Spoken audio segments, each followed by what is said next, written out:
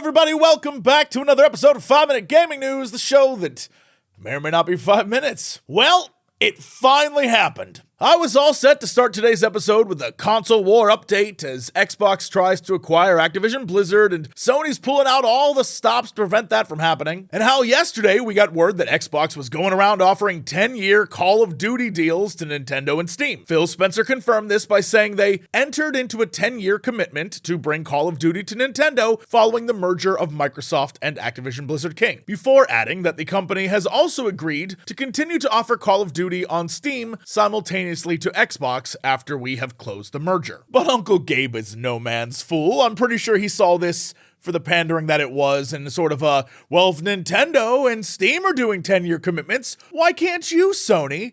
And so he responded with, Microsoft offered and even sent us a draft agreement for a long-term Call of Duty commitment, but it wasn't necessary for us because A, we're not believers in requiring any partner to have an agreement that locks them into shipping games on Steam into the distant future. B, Phil and the games team at Microsoft have always followed through on what they told us they would do, so we trust their intentions. And C, we think Microsoft has all the motivation they need to be on the platforms and devices where Call of Duty customers want to be. And that is a sly-ass response. So yeah, I was all set to talk about that today, and instead, we've got this. Literally, as I sat down to record this episode, the Federal Trade Commission here in the States did exactly what I reported they probably were going to do earlier this week, and sued to block Microsoft's acquisition of Activision Blizzard. And some of these quotes from the press release are just, woo.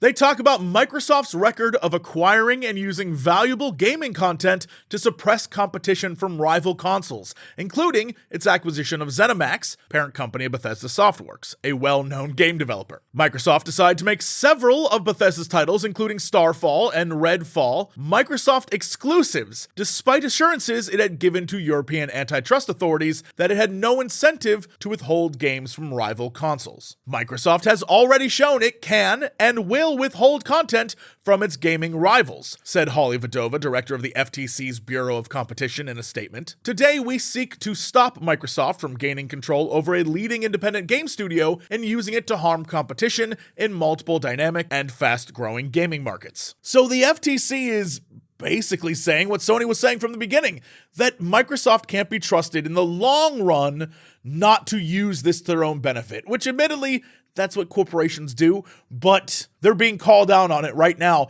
based on their past use of taking over a company and then making exclusives. So now, in order to move forward, Microsoft has to go to court, which will definitely push back any acquisition and probably do something to stock prices. But this could just be the first of many hurdles because, as we know, the UK was not too keen on this whole thing either. This story just continues to be a fascinating look into the business side of gaming, and also allows me to say F Bobby Kotick one more time, so F Bobby Kotick. In other news I planned on talking about today but was thrown for a loop, tonight is the Video Game Awards, and I, along with pretty much every other streamer, will be sitting there co-streaming it and leaving snarky commentary instead of just enjoying. And while yesterday I was like, who even watches for the awards? I'm just gonna watch it for the trailers. And you all agree, right?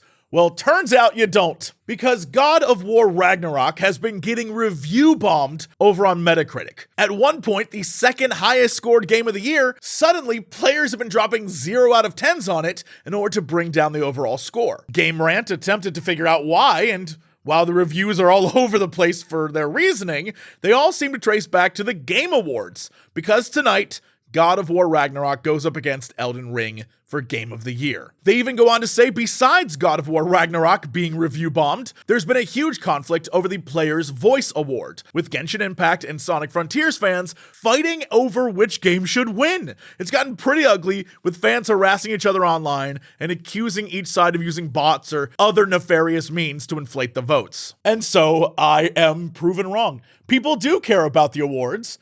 It might be for some messed up, like, my life is associated with this game and I put all of my energy into it and that seems unhealthy kind of way, but you know what? To each their own, and I am clearly wrong and I will admit that. And I guess we'll all find out tonight during the Game Awards, which I will be streaming over on twitch.tv/Jesse Cox. So please come and watch that. I'm sure it won't be insane at all. And yeah, we'll start, I don't know, we'll start a little bit before the actual awards begin, and I'll tweet about it. So it's like, whatever.